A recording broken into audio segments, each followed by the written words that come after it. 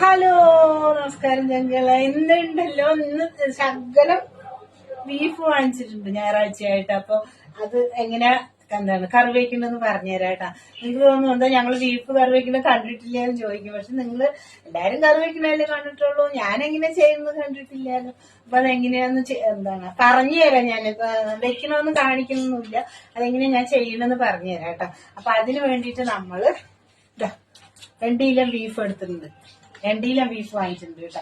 ഇവിടെ പിന്നെ ആരും ബീഫ് അത്ര കഴിക്കാത്തതുകൊണ്ട് ഇത്തിരി കൂടുതൽ മേടിക്കണം, നല്ല തികയുള്ളൂ. അപ്പൊ ഞങ്ങൾ 2 കിലോ ബീഫ് മേടിച്ചിട്ടുണ്ട്.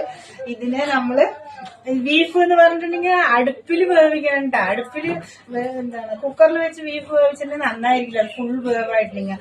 ബീഫ് എന്ന് പറഞ്ഞിട്ടുണ്ടെങ്കിൽ ആ ബലത്തിൽ തന്നെ കടിക്കണം, എന്നാലാണ് അതിന് ടേസ്റ്റ് ഉണ്ടാവുക. അപ്പൊ എനിക്കുണ്ടല്ലോ വിറകില്ല അവിടെ, അപ്പൊ ഗ്യാസിലാണ് ഇപ്പൊ ചെയ്യാൻ പോണത്. അപ്പൊ ഞാൻ എന്ത് ചെയ്യുന്ന പറഞ്ഞിട്ടുണ്ടെങ്കിൽ ഞങ്ങള് ഇതിന് കുക്കറിലിട്ടിട്ട് 1 വിസിലടിക്കും.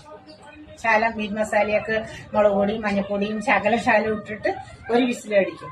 ബാക്കിയുള്ളത് ഗ്യാസിൽ വേവിക്കും. അപ്പൊ അത്രയും ഗ്യാസ് ചെലവാക്കണ്ടല്ലോ വെച്ചിട്ട് അപ്പൊ അത് വേവിക്കും.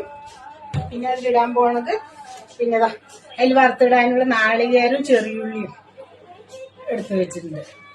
ഇത് രണ്ടും നന്നായി മൊരിയണ വരെ വറുക്കും. വറുത്തെടുത്തതിന് ശേഷം അതിലേക്ക് ഞാന് ഇഞ്ചി വെളുത്തുള്ളി ചതച്ചത് കണ്ട, പേസ്റ്റ് അല്ല, ചതച്ചു വെച്ചിരിക്കുകയാണ്. അരകല്ലിൽ ചതച്ചാണ് ഞാൻ.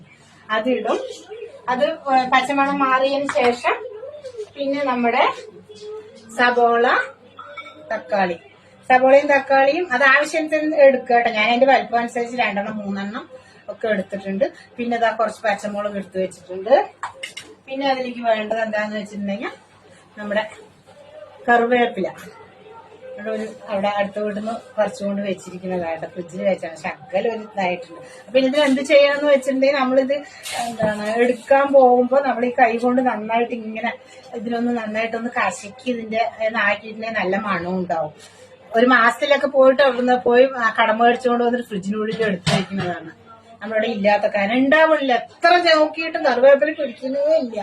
ഒരു ചെടി വെച്ചിട്ടുണ്ട്, പക്ഷെ അത് മൊത്തം ചോണനുറുമ്പ് നശിപ്പിച്ച് കളയണം. അതിന്റെ കുഞ്ഞു കുഞ്ഞു ഇല വരുന്നതിനൊക്കെ അതിനെന്താ ചെയ്യാന്ന് അറിയില്ല. അറിയണവരുണ്ടെങ്കിൽ ഒന്ന് കമന്റ് ചെയ്തോ. ഈ ചോണനുറുമ്പ് കറിവേപ്പിലിന്റെ ആ പൂ അതിന്റെ മണമുണ്ട് തോന്നുന്നു, അതിന്റെ തളിരെ ഇലയ്ക്ക് അത് മൊത്തം തിന്നു പോവാണ്, എനിക്ക് പിടിക്കണേ ഇല്ല.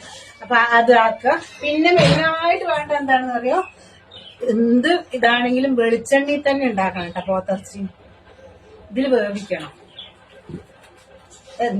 ഇപ്പൊ ഏറ്റവും കൂടുതൽ പൈസയുള്ളവർ ആരാണെന്ന് ചോദിച്ചിട്ടുണ്ടെങ്കിൽ ഏറ്റവും വലിയ പണക്കാരാണെന്ന് തെങ്ങുള്ളവര്.